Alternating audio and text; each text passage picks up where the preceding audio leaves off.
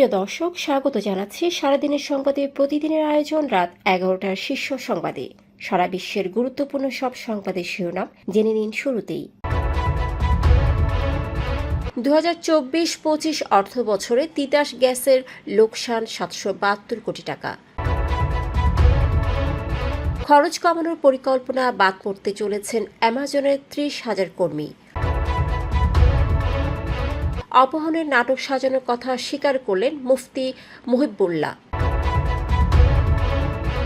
নভেম্বরে গণভোট, আরপিও আর সংশোধন নয়, নির্বাচন কমিশনকে বলল জামায়াত। নির্বাচন পর্যন্ত তত্ত্বাবধায়ক সরকারের আদলে দেশ পরিচালনার দাবি বিএনপির।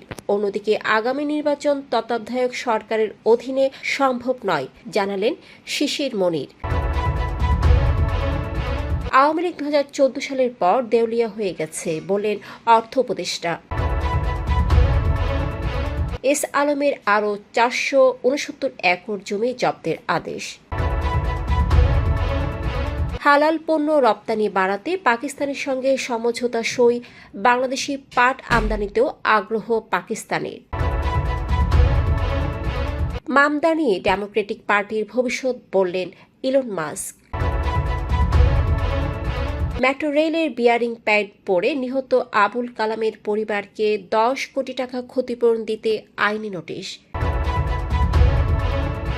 দেশের প্রথম কার্বন নিউট্রাল শিশু রুহাব। অন্যদিকে ৩৬ বার অস্ত্রোপচারের পর অবশেষে বাড়ি ফিরল দীপ্ত। শুনছিলেন সংবাদ শিরোনাম, এবারে বিস্তারিত। ফ্যাশন ব্র্যান্ড মানে আর্ট। রাষ্ট্রীয় মালিকানাধীন Titas gas transmission and distribution company limited টানা তৃতীয় বছর লোকসান করেছে।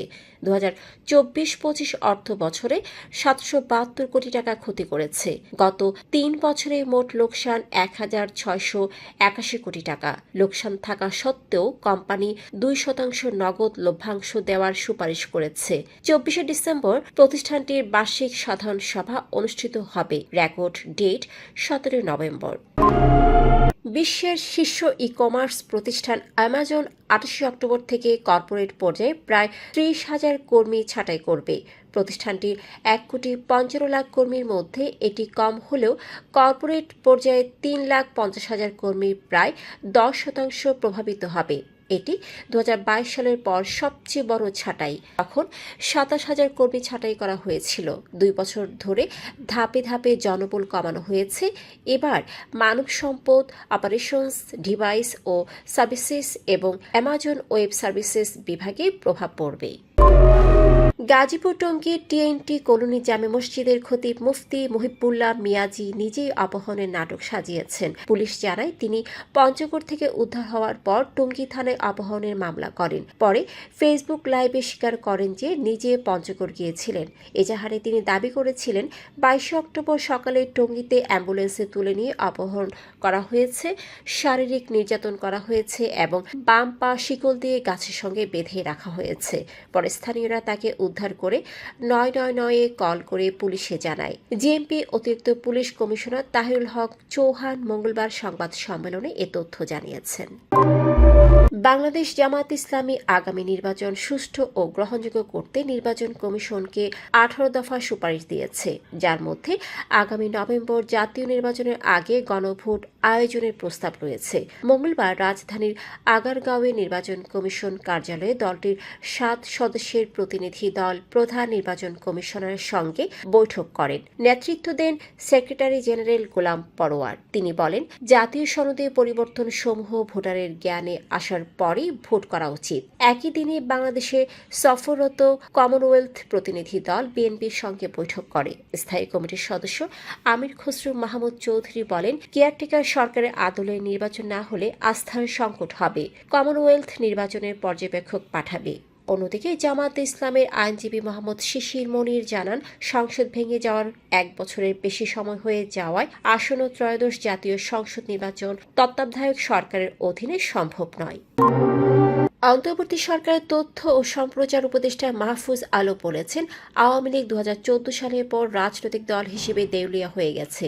তাই তাদের ফিরে আসা বা না আসা গুরুত্বপূর্ণ নয়। তিনি বলেন, স্থানীয় নেতাকর্মীদের কাছে অর্থ সরবরাহের যে ব্যবস্থা আওয়ামী লীগ চালাতো তা না থাকলে তারা আর ফিরে আসতে পারবে না।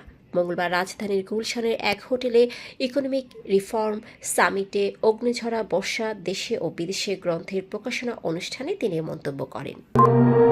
এস আলম গ্রুপের চেয়ারম্যান মোহাম্মদ সাইফুল আলম ও তার স্বার্থ সংশ্লিষ্ট 469.48 একর জমি জব্দের আদেশ দিয়েছেন আদালত। মঙ্গলবার দুর্নীতি দমন কমিশনের আবেদনে ঢাকার সিনিয়র বিশেষ জজ সাব্বির ফয়েজ এই আদেশ দেন। দুদকের জনসংযোগ কর্মকর্তা আক্তারুল ইসলাম জানান, গাজীপুরে 13.44 একর এবং কক্সবাজারে 456.0475 একর জমি জব্দ করা হয়েছে। দুদকের পক্ষে উপপরিচালক তাহসিন মোনাবিল হক আবেদন করেন।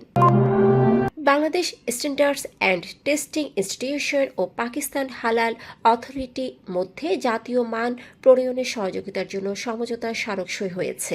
সোমবার রাজধানীর শেরেবাংলা নগরের এনইসি সম্মেলন কক্ষে বাংলাদেশ পাকিস্তান যৌথ অর্থনৈতিক কমিশনের 9ম বৈঠকে এই চুক্তি হয়। বাংলাদেশের পক্ষে অর্থ উপদেষ্টা ডক্টর সালাউদ্দিন আহমেদ ও পাকিস্তানের পক্ষে পেট্রোলিয়াম মন্ত্রী আলী পারভেজ মালিক নেতৃত্ব দেন। সমঝোতা স্মারকে বাংলাদেশের পক্ষে শিল্প মন্ত্রণালয়ের অতিরিক্ত সচিব মাকসুরা নূর ও পাকিস্তানের পক্ষে হাই কমিশনার ইমরান হায়দার সই করেন। চুক্তির ফলে বিএসটিআই অনুমোদিত হালাল পণ্য পাকিস্তানে বিনা পরীক্ষণে রপ্তানি করা যাবে। New York city Democrat mayor প্রার্থী জোহরান মামদানির প্রশংসায় মেতে উঠেছেন ইলন মাস্ক। সোমবার এক্সে একটি ভিডিও শেয়ার করে তিনি লিখেছেন, জোহরানি ডেমোক্রেটিক পার্টির ভবিষ্যৎ। ভিডিওতে দেখা যায় রোববার নিউ ইয়র্কে এক সমাবেশে গভর্নর হোচুল মামদানির পক্ষে ভোট চান। তার সঙ্গে ছিলেন সিনেটর বার্নি স্যান্ডার্স ও congresswoman Alexandria Ocasio Cortez. Hochul বলেন, এই নির্বাচনের মাধ্যমে শুধু শহর নয়, দেশকেও পুনর্দখল করতে হবে। জোহরানকে নির্বাচিত করুন এবং আমরা আগের আমেরিকা ফিরিয়ে আনব। ফার্মগেটে মেট্রো রেলের বিয়ারিং প্যাড পড়ে নিহত আবুল কালাম আজাদের পরিবারকে 10 কোটি টাকা ক্ষতিপূরণ ও এক সদস্যকে স্থায়ী চাকরি দিতে সড়ক পরিবহন ও সেতু মন্ত্রণালয়ের সচিব এবং ঢাকা ম্যাস ট্রানজিট কোম্পানি লিমিটেডের ব্যবস্থাপনা পরিচালকের বিরুদ্ধে আইনি নোটিশ পাঠানো হয়েছে। মঙ্গলবার ডাকযোগে এই নোটিশ পাঠান ঢাকা জর্জ কোর্টের আইনজীবী ইনামুল হক নবীন। নোটিশে বলা হয়, 26 অক্টোবর এমআরটি লাইন 6 ফার্মগেট স্টেশনের পিয়ার নং 433 থেকে দুটি বিয়ারিং প্যাড পড়ে একটি পথচারী আবুল কালামের মাথায় লাগে। তিনি ঘটনাস্থলেই মারা যান। তিনি পরিবারের একমাত্র উপার্জনশীল ব্যক্তি ছিলেন। নোটিশে মেট্রো রেল কর্তৃপক্ষের গাফিলতি ও অব্যবস্থাপনাকে মৃত্যুর কারণ বলা হয়। এতে উল্লেখ করা হয়, সরকার 5 লাখ টাকা ক্ষতিপূরণ ও চাকরির আশ্বাস দিলেও তা অপ্রতুল ও অবমাননাকর। 30 দিনের মধ্যে 10 কোটি টাকা ও পরিবারের একজনকে স্থায়ী চাকরি না দিলে আইনগত ব্যবস্থা নেওয়া হবে বলে নোটিশে সতর্ক করা হয়েছে।